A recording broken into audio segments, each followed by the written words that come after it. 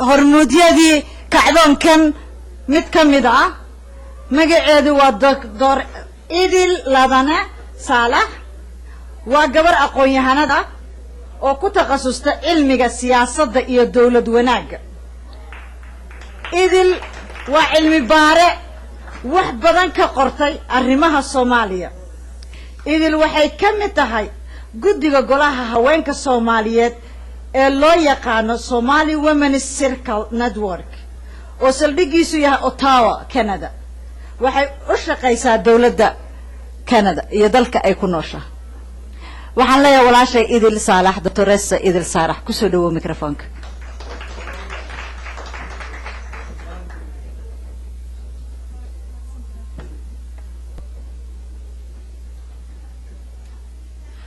السلام عليكم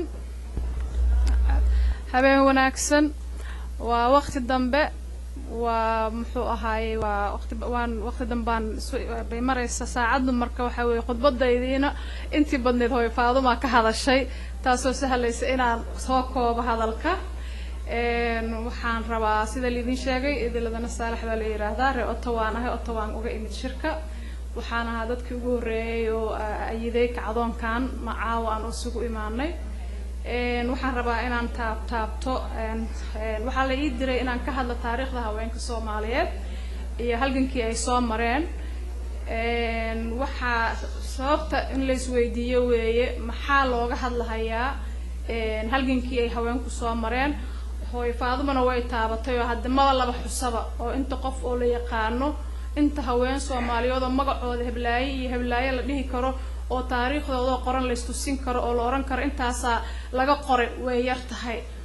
marka taasa keenaysa in caawa ana waxaan aad iyo aad ugu faraxsanahay inaad caawna la joogto marka waxaan soo qaatay ma jira qof yaqaana intaan aqoonin gacanta taaga intaan aqoonin makaay garaare eli intaan aqoonin gacanta taagto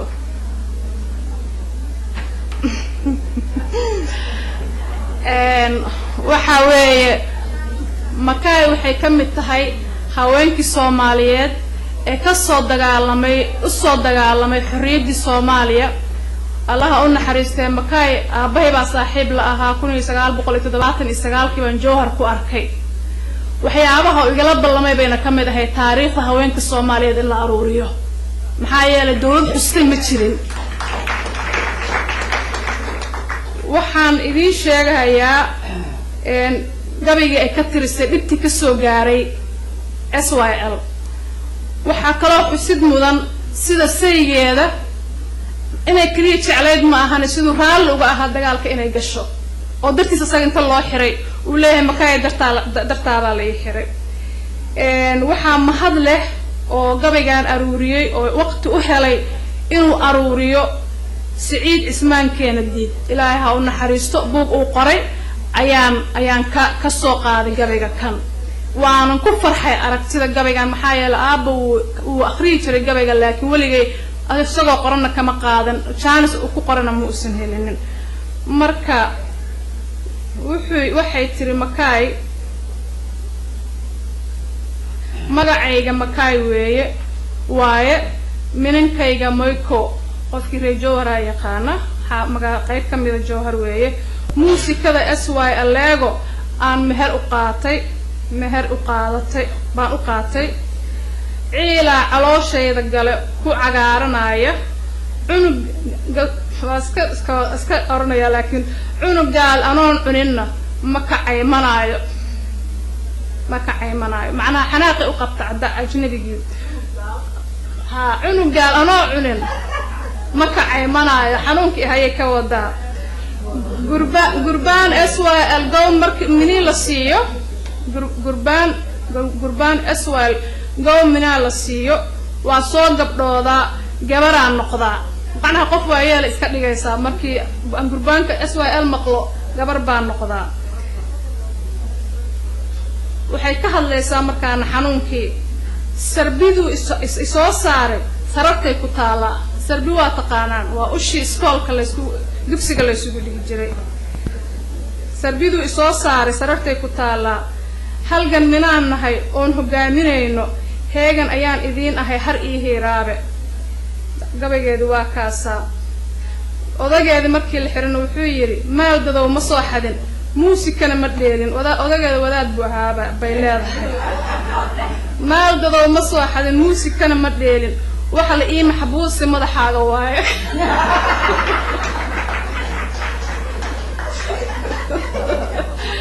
ya waxa la ii maxbuusu yidhi makaaya madaxaaga waaye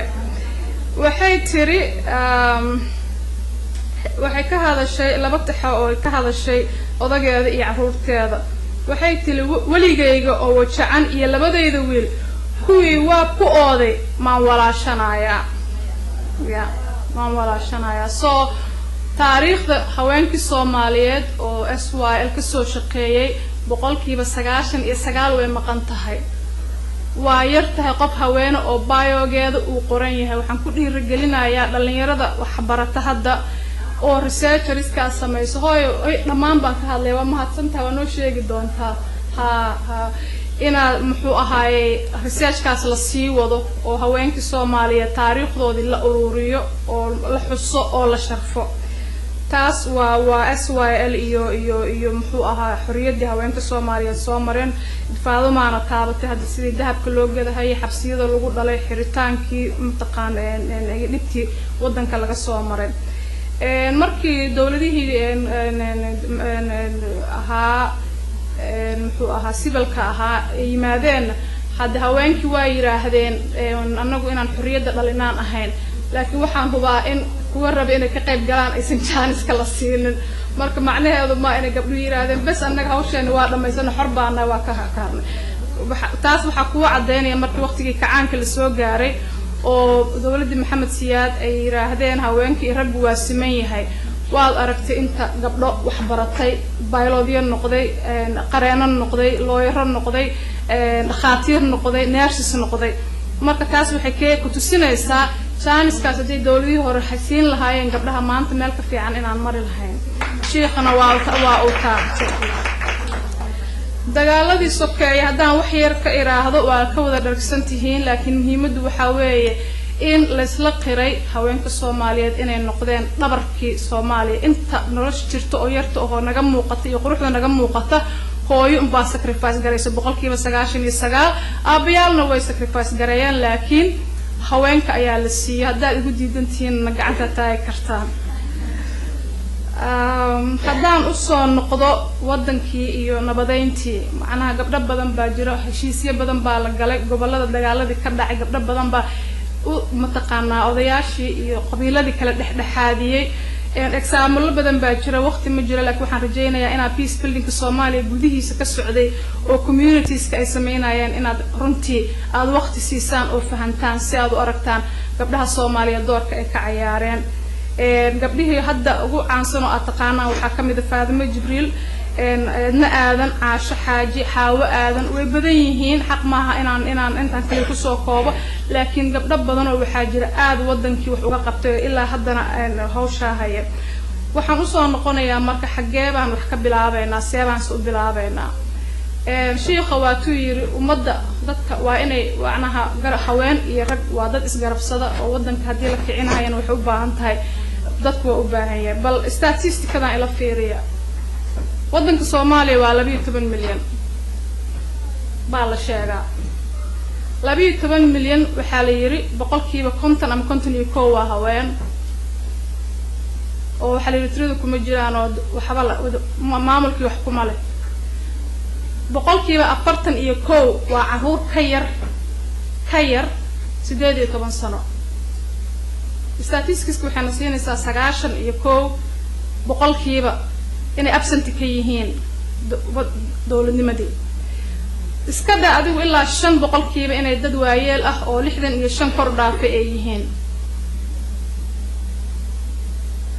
ana toban kale waxa ku jirta dad minority oo la yiri xuquuq ma bal hidin baydinka maxaa soo haray marka jawaabtu waa maya Soomaaliya waa ku qasban tahay haweenkeeda dhalinyaradeeda culimadeeda bulshadeeda weyn in ay garab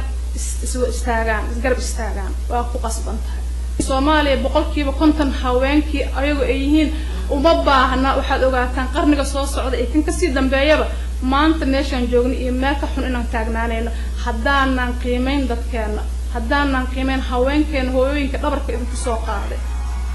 haddaynan nuqeymay haddaynan xaqa aan fiirinin oo aynan haweenka xaqooda inaan ku xurmayno kaliya maahan aanan jidka u banaynin waxay noqonaysaa mataqaanaa wadan dhibtiisu aysan weligeed bixin maxaa yeelay wadan aan haweenkiisu garab taagnayn adduunka oo horumar sameeyay haddaad sheegtaan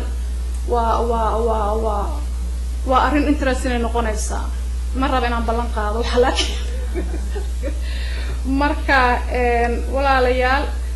wax badan baan ka soo hadloon soo qoray aan rabay inaan ka idinla malaakin maadaama uu waqti uusan jirinin waxaa la yiri Soomaalidu waxay tiraahdaa qof hadal badan yirina ma wada dhihin mid yareeyana kama wada teginin muhiimadda ugu weyn waxa weeyaan oo caawa aan meeshaan isugu nimid inaan idin xasuusino wadanka dadkiisa hadduusan sharfinin oo uusan dhaqaalin oo uusan u naxin wadankaas Soomaaliyeed meel gaari maayo waxa codsinaga ah oo codsinaga ah inaan si aan dawlad qaran wadaag iyo qaran wanaagsan waa isgarab socdaan markii qaran wadaag la noqdo waa qaran wanaagsan la sameyn karaa ama qaran wacan la sameyn karaa waxaan idinka baryaynaa oo idinka codsanaynaa inaan wadanka loo aan u naxno inaan wadanka u duceyno maxaa yeelay intaan duceyno waa yar tahay wadanka Soomaaliya intaan u duceyno waa yar tahay walaalayaal waxaan idinka codsanaynaa wadanka inaan u duceyno in la iscafiyo in mataqaanaa xaq dhowr loo sameeyo dhammaan inta dhibaataysan maanta waa u jeedaan Yemen waxa ka socda intaasoo ku boqolaal oo kuna Soomaaliya ka qaxdanay soo noqonayso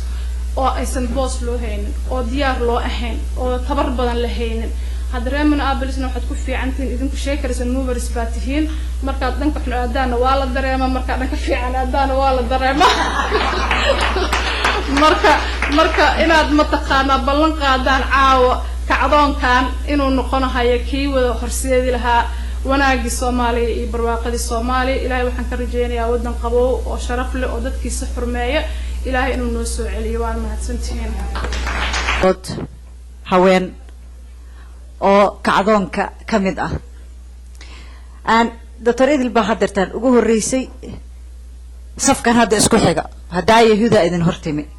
Huda Ibrahim hadartaan waxaan u yeerayaa intayna soo kicin laakiin aan rabaa inaan sheego Zainab Xasan waa hooyada kacdoonkan Zainab ayadaa lahayd dumarku meel kastay joogeen halgan baa lagu wada jiray in halgankaa la mideeyo oo hal illa isugu geeyo Zainab Xasan iska lahayd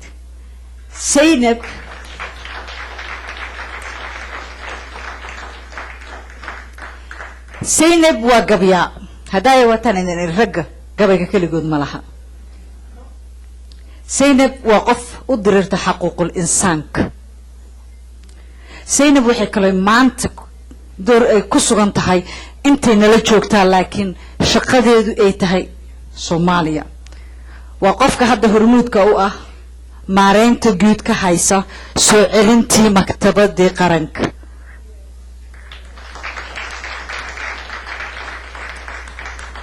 walaashay Zainab Xasan السلام عليكم ورحمة الله وبركاته ما مقشان ما أنا مو مقلة لكن السلام عليكم ورحمة الله وبركاته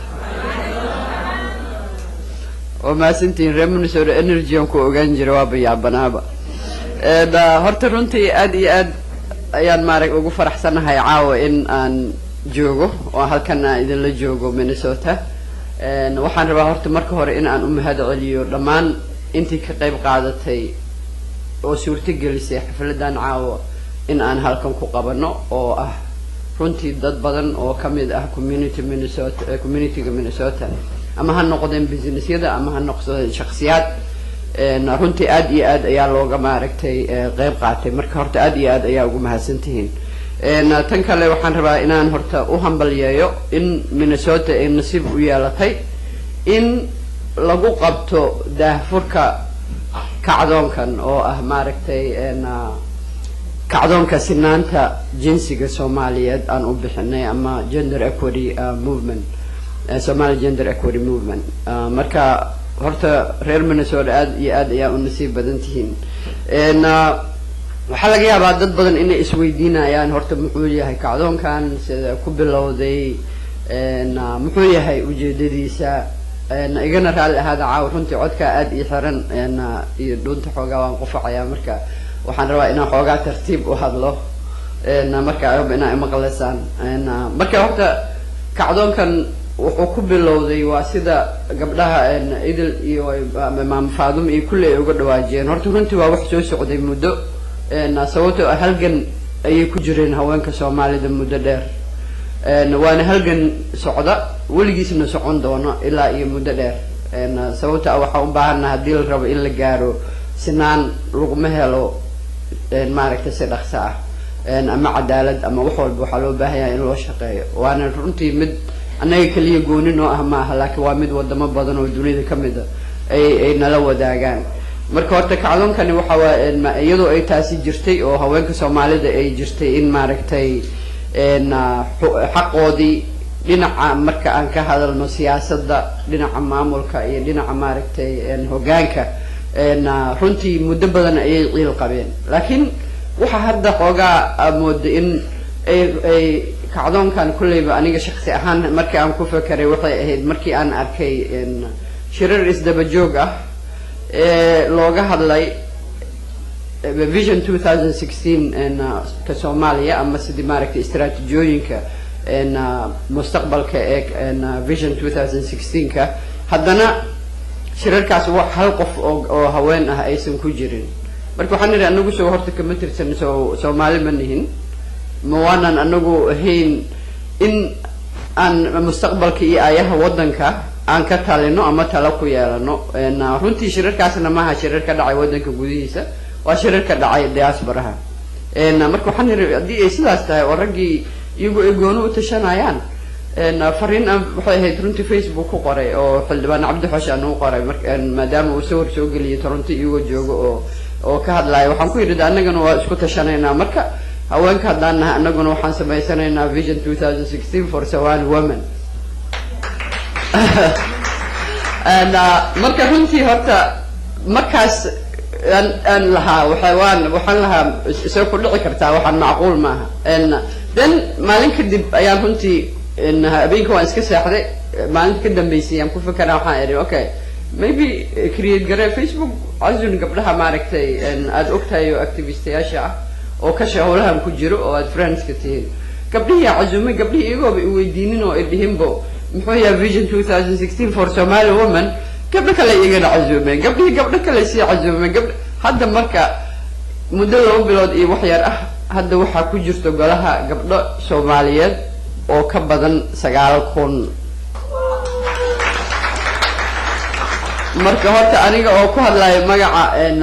gabdhaha Soomaaliyeed ee ka tirsan 9,000 iyo googa oo welina kordhaayaba sababta maalintan flyerka sameynayay inay 9,000 wax yar nooga dhimana hadda waa dhaafnay already marka waad garanaysaan haddii sanad iyo 2 sano markaan gaarno in aan gaarayno inaan milyan iyo ka badanayno marka waxaan leeyahay runtii maaragtay aad iyo aad ayaan maaragtay ugu mahad celinayaa dhammaan gabdhaha oo intiina caawa joogto inta live streamka naga fiirsanayso kulligeedba haddii aan in yar ka iraahdo oo wax yar aan idinka sheego hadafka iyo hiigsiga kacdoonkan hadafku waa in la abuuro lana joogteeyo kacdoon haweenka Soomaaliyeed oo ay ka go'an tahay in ay sare u qaadaan sinaanta siyaasadeed iyo tan bulsho madasha go'aanka gaarista arrimaha dadweynaha 2016 iyo wixii ka dambeeya marka ma aha runtii hadda kacdoonkani ma aha kacdoon 2016 ku eg laakiin waa kacdoon muddo dheer socon doona hiigsiguna waa in la gaaro sinaan awood qaybsi isku dheelitirnaan iyo horumarinta gabdhaha iyo haweenka Soomaaliyeed marka waxa anaga aan u taaganahayna runtii wax kale ma aha waxay tahay midayn in anaga ragga iyo haweenka Soomaaliyeed aan u midowno in wadankeena sidii aan uga wada shaqayn lahayn oo horumar u gaarsiin lahayn taas horta waa mid ma aragtay runtii muqadas ah oo anaga naga go'an in aan ka shaqeyno mideynta Soomaaliyeed in aan noqono dad la aamini karo oo nala ku aamino waxaan qabano macnaheedu waxay tahay gabdhaha waa la ogyahay sideedaba markii haweenka iyo ragga markii jaga loo dhiibo waa la ogyahay researchka adduunka dhan uu sheegay in ay haweenku ka shaqo badan yihiin ragga in aan gurmad fidino ama tallaabo aan qaadno cad oo la ogyahay oo loo jeedi karo in iskaashi aan sameyno kaasoo loo wada jiro oo si xoog leh looga wada shaqeynayo ama collaborationka waxa loo yaqaan hufnaan in aan sameyno oo aan u dhaqmid si daacadnimo ah iyo anshax leh anaga respectiga waxa waaye iyo anshaxu waa wax muhiim noo ah oo aan ku dhaqmayno iyo xurmeyn iyo xushmeyn ama inaan is-respect gareyno ama qadarin inta kale aan siino mar walba waana runtii inta badan haweenku wax lagu yaqaano haddii marka aan soo gunaanado maadaama waqti dambana ay tahay idinkana aad maaragta caawo dhan joogteen inkastoo aan u maleynayo inaa xoogaa ku enjoy gareyseen oo aad ka hesheen maaragtay heesta kacdoonka loo sameeyey waxaan kusoo gunaanadayaa marka Soomaaliya horta horumar ma gaari karto haddii haweenka Soomaaliyeed aysan helin oo aysan qayb buuxda ka ahayn xagga hoggaanka iyo xagga maamulka taas waa wax hubaal ah researchka oo dunida laga sameeyayna uu sheegayo waxaan kale oo aan rabaa horta in aan iraahdo gabdhaha qaybta ka ah runtii waxaan soo waday guddiga fadlan istaaga oo Talyaaniga joogto oo safar shaqo ku maqan marka waxaan rabaa leelana in la recognize gareeyo haddana waxaan rabaa inaan iraahdo ifraax wataas Vision 2016 inay istaagaan oo xubnaha ka ah ee halkan jooga caawa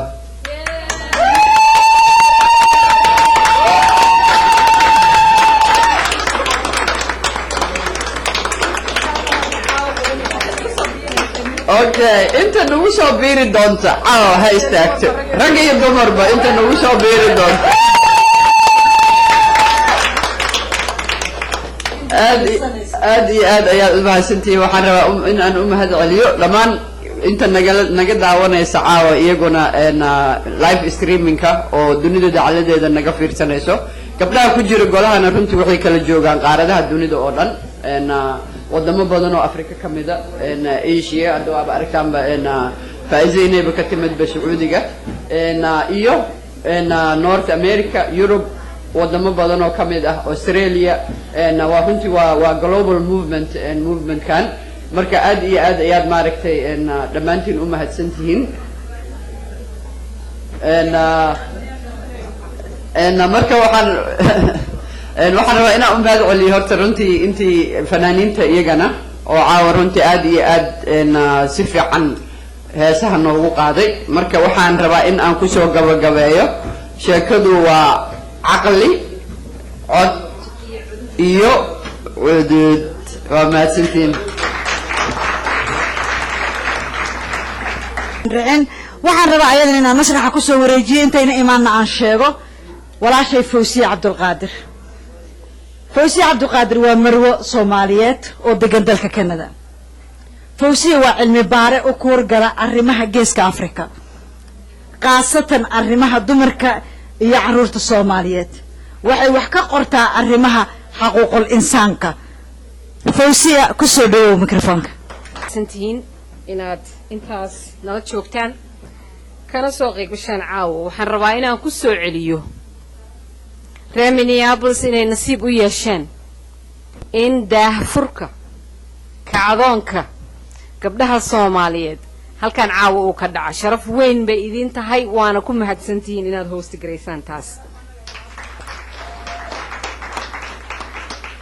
hadalkii waa la soo dhammaystiray wax badan baan ka hadalnay haweenka Soomaaliyeed wax badan baan istusaalaynay oon hoga tusaalaynay in kaalintii dumarka Soomaaliyeed aynan maqnayn ay joogto laakiin aan loo qiraynin hawsha ay hayaan marka waa sida u sheegtay by fabulous sida u sheegtay weeye permission dambe oo la isweydiinaya ma jiro we are here to deal with issues in a serious manner marka waxaan rabaa inaan idinla qaybsado khudbad dheer maaha caawa daahfur baan samaynay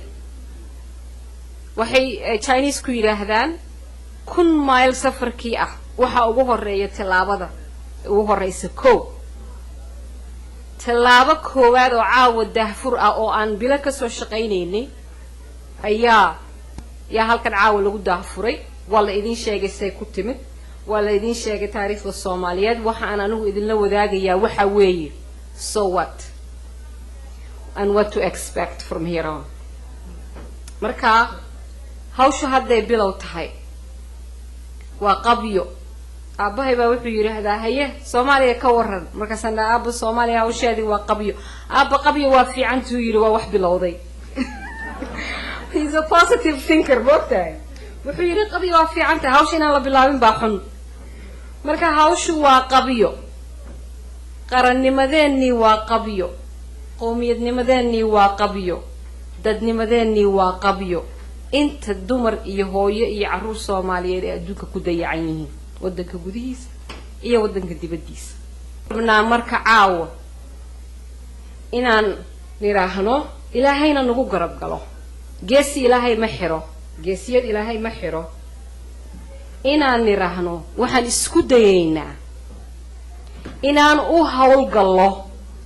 waxaan isku dayaynaa inaan u soo jeesano oo hawlihii aan haynay oo aan meelaha kala duwan oo dhan aan ku haynay aan isku dayno inaan meel isugu keeno si loo helo caqli cod iyo cudud midaysan oo maxay u midaysan tahay horumarka Soomaalinimadii weeye waxa maanta dhantaalan oo dhaawaca ah inaan isku dayno inaan kor u soo qaadno afkaar saliima ku dabaallo hawl gelino dadka hawsha haya baraarujino maaha inaan 4 qof iyo xitaa 9,000 oo website-ka Facebook ku jirta hawl ay qaban karaan ma waa hawl Soomaali oo dhan u taala rag iyo dumar caruur iyo ciroole culimo iyo caamo marka waxaan isleenahay annagu oo rabnaa inaan tilaabooyinka aan qaadayno insha Allah mustaqbalka dhow ka dhexe iyo ka dheerba aan ku hamiyeyno waxaan ka bilaabayaa himilada iyo higsiga iyo hiraalka dheer oo ah in la helo taariikhda waa la qoraa diraasaadka waa la qoraa cilmi baarista waa la qoraa qofka qoraya qalinka haysta awood buu leeyahay inaan helo cod dumar Soomaaliyeed oo aan noqonin just knowledge consumers ladies but knowledge producers insha Allah marka inaan helno hay-ad u taagan not only inay u doodo xuquuqa dumarka bal inay qorto taariikhdii inay qorto sida ay dumarkii Soomaaliyeed dhabarka ugu riteen qarankii markuu burburay Soomaaliya inayna baabi'in kaalinta ay ka galeen oo aynu wada ognahay inaynu ka soo saaro haddii Allah idmo taa marka waa hiigsiga dheer mideeda dhow waxa weeye in aan ku tala jiro sanadkii 2 goor waxa loo yaqaan electronic journal inuu soo baxo marka dhalinyarada wax baratay oo halkan fadhida af Soomaali wax ku qori lahaydeen Ingiriis wax ku qori lahaydeen Finnish wax ku qori lahaydeen Swedish wax ku qori waxaan samaynaynaa journal sanadkii 2 goor soo baxaana laga qayb qaato insha Allah waxaan rabnaa inaan cadayno inaan ahayn anagu dad hadda xisbi ah ama xisbi noqonaya bari laakiin waxaan u xaqlinaynaa u ololeynaynaa dumarka Soomaaliyeed qaybtooda inay ka helaan hoggaanka waddanka xaqooda ay u leeyihiin hoggaanka waddanka inay wax ka qabtaan ayaan u ololeynaynaa markaa gabadhii Soomaaliyeed meesha ay rabtaa joogtay oo doonaysa inay ama madaxweyne noqoto ama ay wasiir noqoto ama ay baarlamaan gasho waxaan u nahay markaa base iyo meel ay ugu soo hiranayso taageero laakiin xisbiyada oo dhani waa noo wada siman yihiin annaga waxa la yiraahdaa nan baartisaan baan nahay waxaan isku dayaynaa ilaahayna ha nagu garab gale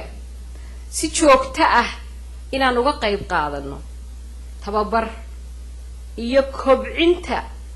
karti way leeyihiin dumarka Soomaaliyeed waxna way barteen laakiin mararka qaarkood wax yar in lagu kabaad u baahan tahay oo la kobciyo ama awood qaybsiga ama dawlad wanaaga ama sida meediada loola hadlo inaan maaragtay dumarka rabo inay saaxadda siyaasadda ragga kula baratamaan waxa loo yaqaan capacity building ama kobcin aan u sameeyno hadii Allah idmo waxaan isku dayaynaa oo ku riyoonaynaa hamigeenu yahay waxaan aad u maqalaa ayaantan intii dawlad la'aantu ay jirtay iyo dagaaladii sokeeyo in la helo Soomaali nabad ah Somalia that is peace with itself and its neighbors annagu waxaan ku daraynaa taa Soomaaliya sinaan iyo cadaalad isku dhaqdo ku wada noolaata inaan helaan u dabaalgalayno rag iyo dumarba Soomaali waxaan u baahanahay inay nagala shaqeeyaan taa waxaan rabaa inaan hoosta ka xariiqo waxa dulmani inayna dumar kaliya ahayn oo rag iyo dumarba Soomaali badan ay dulman yihiin structural inequalities maaha gender inequality kaliya dhaqan iyo caadooyin xun baynu leenahay oo dadka qaar hayb sooca oo kala sarreyn ku salaysan Soomaaliya isku dhaqda ku wada noolaata sinaan iyo cadaalad saan uga wada shaqayn lahayn baan rabnaa inaan u istaagnay ma nagu garab galaysaan mahadsantihiin waxaan rabnaa inaan u ololeyno nabad waarta hawl ay dumar kaliya ka bixi karaan maaha laakiin haddii aynu helo mabda'a oranaya talada Soomaaliyeed Soomaali bay ka go'daa ee ha lagu soo celiyo faraheedii talada Soomaaliyeed iyo hoggaanka Soomaaliyeed Soomaali buu ka go'aa ee waa inaynu hananaa oo dib u hananaa nabad waarta sustainable peace waxa loo yaqaano ma gaarayna ilaa intaynu taladeena gacanteena ku soo ceshino sheekadaan sheeka dumar kaliya u taala maaha farahay ka baxday taladii Soomaaliyeed gacan Soomaaliyeed intii lagu soo celiyo aqli saliim ah maskax fiyow oo taraamadii dhacday ka fiyow inta la maalo muruqna loo geeyo ina ilaahay ina tuso inta aynan adduunkan inteena badani ka tagin dad waaweyn baan nahay jiilka yaryar baa arki doonay Soomaali codkeedii iyo caqligeedii iyo cududeedii intay midaysay hanatay danteedii Allah ina gaarsiiyo waxaan marka hiraaladii fogfogaa baan ka bilaabay kuwa dhow marka haddii Allah idmo waxaan ballan qaadaynaa inaan dib u eegno oo dib u milicsano waxaan hadda loo bixiyay Vision 2016 framework for Somalia annagoo oo adeegsanayna sinaanta iyo cadaaladda iyo human rights ka oo aan ahayn dumar kaliya ee rag iyo dumarba xuquuqul insaanka ma dhowraya vision kani xuquuqdii dumarka ma horumarinaya inaan taa analysis ka soo saaro haddii Allah idmo oo aan u soo bandhigno dadka hirgelin kara hawsha ee hoggaanka Soomaaliya haya waxaan kaloo haddii Allah idmo samaynaynaa iyadana sidoo kale inaan dastuurka qabyo qoraalka ah isagana dib u milicsano oo aan sinaan iyo cadaalad rag iyo dumar waddanku inay u siman yihiin aan helno 30 iyo waxaasaa lagu warwareegayaa dumarku waa 50% hadaan ka badnayn marka inay xaqooda helaan oo boqolkiiba 50 bay xaq u leeyihiin helaan hoggaanka baan anagu u xaqlinaynaa haddii alla idmo waxaan kaloo rabaa inaan hoosta ka xariiqo waxaan wax qurba joog kaliya ku eg mar alla markaad hadasho adoon wadankii muddo ku laabanin ama intaad tagtay soo noqotay waxa la dhigaa waa dadkii qurbaha ka yimid oo wax kale ay wataan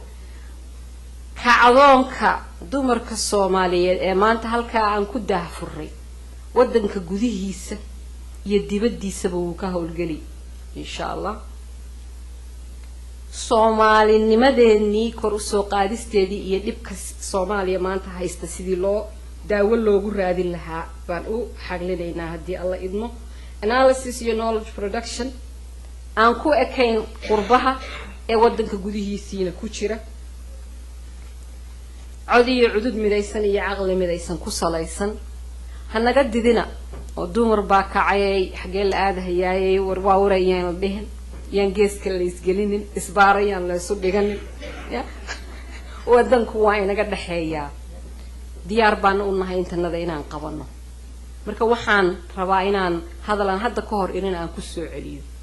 dumarka Soomaaliyeed waa boqolkiiba 50 dadka Soomaaliyeed 50 kalena hooyo Soomaaliyeed baa dhashay marka meel looga tagi karo oo ku harayaan ma jirtee intaynu gacmaha isqabsano aynu midayno ra'yigeena iyo afkaarteena aynu wadankeena dhulka yaala iyo dadkeena dhulka yaala aynu soo qaadno runtii inooma eka inaynu maanta aan xitaa dabaaldeg samayno inta hooyo Soomaaliyeed ama ay Yemen iyadoo dib u soo qaxday oo diyaar loo ahayn soo noqonaysa ama ay weli xero qaxooti ayeeyeen intay ku noqotay ay weli ku jirto marka waxaan noqonayaa muxuu ahaa inaan calo xumo ku dhamaynin hadalka oo si wanaagsan ku dhameeyo Soomaaliya aan tashano aan ismaqallo aan tashano marka abshirtana Allah ina waafajiyo billahi tawfiiq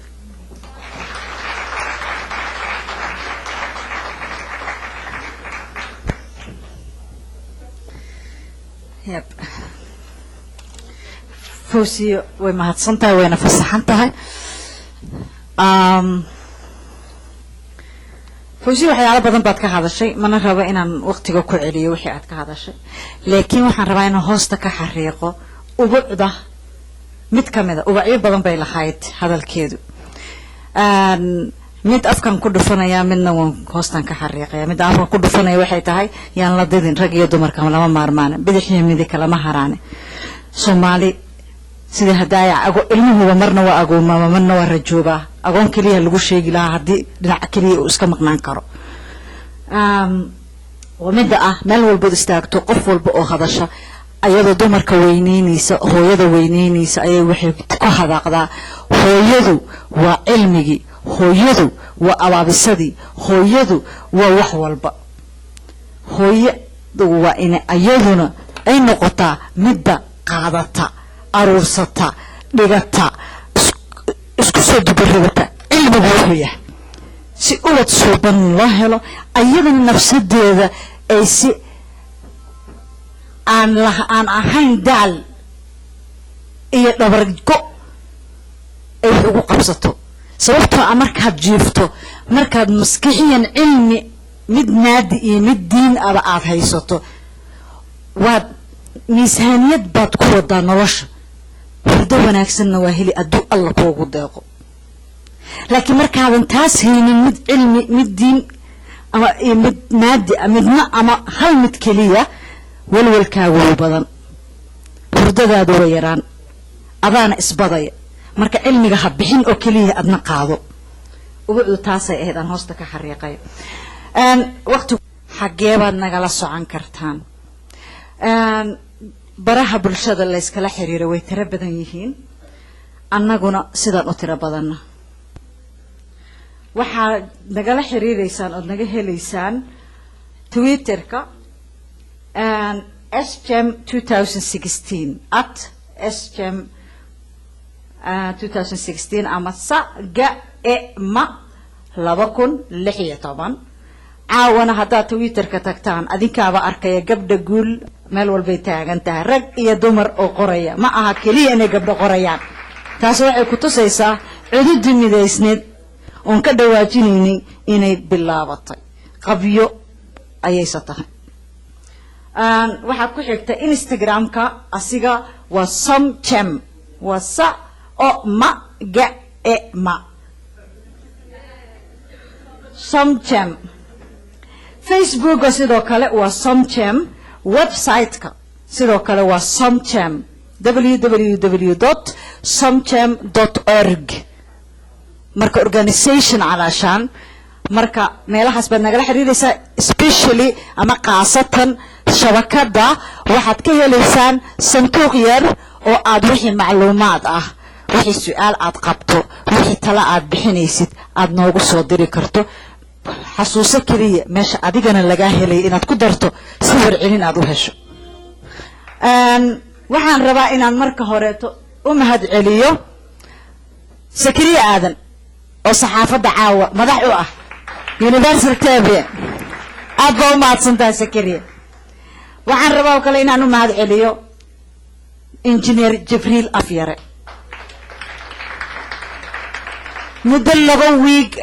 ayuu wuxuu nagula jiray technically farsamada inuu dhinac walbo wax nagala caawiyo wax nala xiro caawana waa arkaysiin inuu maaragtay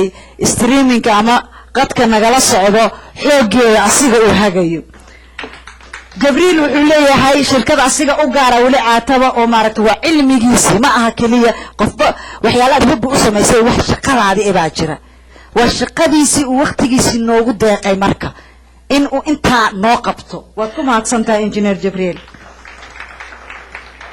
Zainab baan codka ku wareejinayaa waxaan idin sheegayaa Zainab markay dhamayso wixii ka dambeeya waqtigu waa fasax laakiin hal baxa maaha aan isbarano aan meelaha ku isla joogno waxaan noo jooga Mustafa Rasto aan Sahra Umar Dhuula oo noo tumi doona anigana xilkaygii meeshaabuu ku degay waayo xilkoon laga degaa markii la qaado sharaftay ka mid tahay waa mahadsantiin